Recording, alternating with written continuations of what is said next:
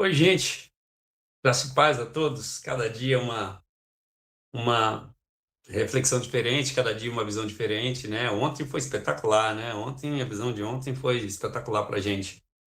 Hoje, eu também espero que seja interessante, mas eu quero. Você repara que a gente sempre tem chamado a sua atenção para você mesmo, né?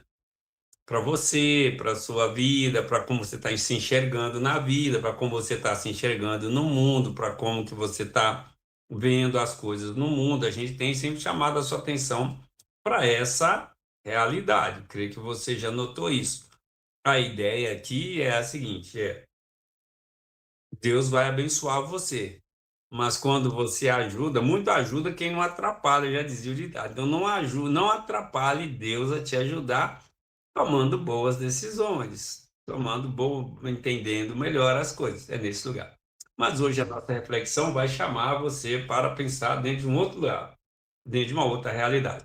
E a realidade que eu quero chamar a atenção você é dentro da seguinte frase: os homens importantes nem sempre são bem compreendidos.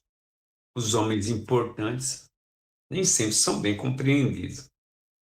Pô, rapaz, que é homem importante, né? Quem é homem importante, né? Eu vou chamar a atenção para a seguinte realidade. Para que você faz parte daquele time que quer ser sempre compreendido, você faz parte daquele time que quer que te entendam, que te compreendam, que veja o seu lado.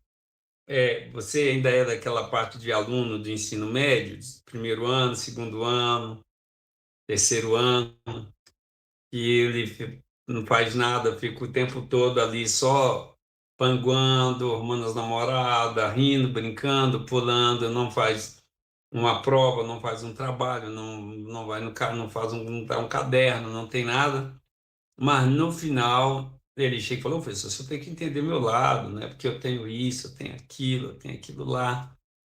Você é desse tipo de gente que quer entender, ser entendido no seu lado?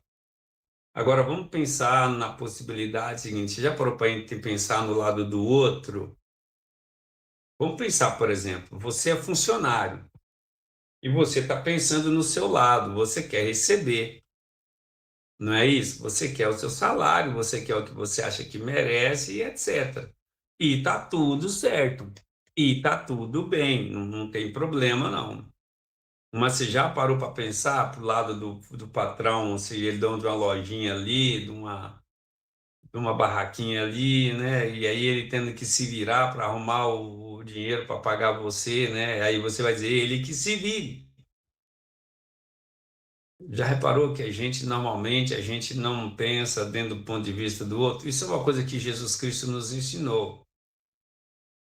É tentar enxergar as coisas do ponto de vista do outro, sem perder o nosso ponto de vista. É claro, Jesus não chama a gente para ser bocós, né? Mas Jesus também não chama a gente para ser tirano, né? Então, o que eu tenho percebido na modernidade, na juventude, eu posso dizer que as mulheres de 45, 50 para trás têm um pouco mais disso, sobre a casa, sobre o lar, sobre os filhos, né? Dos 45 para cá, as mulheres têm menos isso. Elas estão sempre olhando as suas necessidades, as suas responsabilidades, seus propósitos. Eu estava ouvindo um depoimento de uma mulher que dizia o seguinte: olha, eu tive um filho e tal, ou dois filhos, mas peguei e deixei meus filhos com não sei quem, porque eu tinha que pensar em mim um pouco também. Desde que o filho chegou, a gente só fica pensando em filho.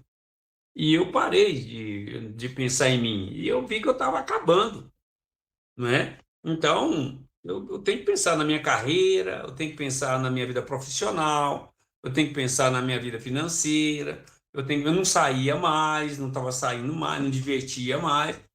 Tudo porque chegou, quando o filho, e a expressão que ela usou foi essa: quando o filho chega, a vida da gente acaba. Tem gente que diz que quando a gente casa, a vida da gente acaba, né? Cada um vai dizer uma coisa, né? Mas a realidade é que às vezes a gente é meio adolescente. O adolescente é que tem isso, né? Você já notou que o adolescente ele ganha de tudo em casa, ele ganha tudo. Os pais proporcionam tudo para ele. E ainda assim os pais não o compreendem. E ele fala que os pais não gostam de mim, meus pais não me amam, meus pais não me entendem, meus pais não compreendem, enfim, né? Às vezes você vai ter em casa, olha como é que isso funciona. Às vezes você tem uma pessoa em casa, o relacionamento, seu marido, eu não estou falando que é o seu caso, eu estou citando parabolicamente aqui. O cara trabalha numa vida difícil, numa borracharia, ou ele é pedreiro, ou ele trabalha capinando lote, ou ele tem uma luta difícil, ou ele trabalha em depósito de material de construção e traz, né, carrega saco de cimento, a vida é pesada, trabalha de manhã, trabalha de noite, e para não deixar faltar nada em casa, e no final sempre tem os filhos que vão dizer, os filhos, a mulher, quem quer que seja, que vai dizer que mas meu pai não me compreende, meu marido não me entende, minha mulher não, né, ele não me compreende. Reparou que a gente nunca está pensando do ponto de vista da vida do outro, né? E quando eu falo isso, eu sei que você vai estar me dizendo. E quem é que vai pensar no meu ponto de vista, Rebeca? Tá, eu vou pensar no ponto de vista do outro, eu vou pensar na vida do outro, eu vou tentar compreender o outro. E quem é que vai me compreender? Pois é, esse é o problema que é difícil de resolver.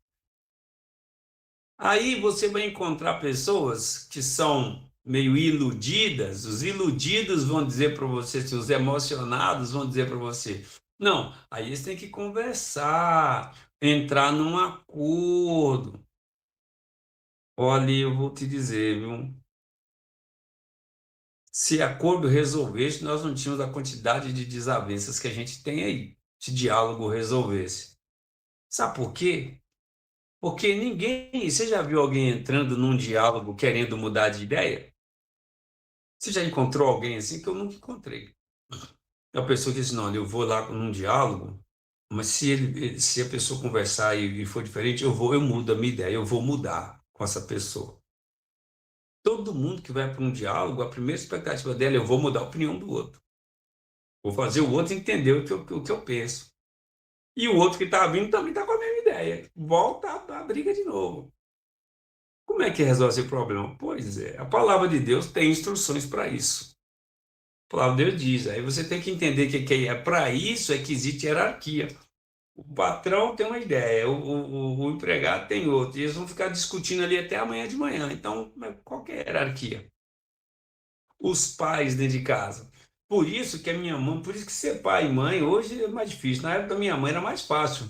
Porque quando a situação começava a discutir demais, a minha mãe não gostava muito de discussão, não. Então ela mandava fazer, falava para lá, e você foi perguntar, mas por que tem que fazer? Porque eu estou mandando. Mas só por isso, isso não é motivo. Eu lembro que uma vez eu falei, mas só que você está mudando não é motivo. Ela falou, o outro motivo é que eu parto a tua cara a hora que eu quiser. E aí, se você quer testar? Não, então tá bom, tio. A minha mãe fez valer o direito de hierarquia, né? Qual que é o direito de hierarquia, né? Tem uma escala de hierarquia na vida, né? E as pessoas estão perdendo isso. E quando acaba essa escala de hierarquia, o que sobra é o caos, o que sobra é a selvageria, é a lei do mais forte. É quem for mais homem, cospe aqui, como diziam os meninos brigador de rua antigamente, né? Então, num lar onde as pessoas um não vai olhar o outro, se não tiver hierarquia, sobra discussão, sobra briga, sobra impaciência, sobra desavença. Então, você que vive com as suas interações humanas, você deve aprender um pouco sobre hierarquia. Quem é que manda na casa e nessa relação? Quem é que dirige a relação?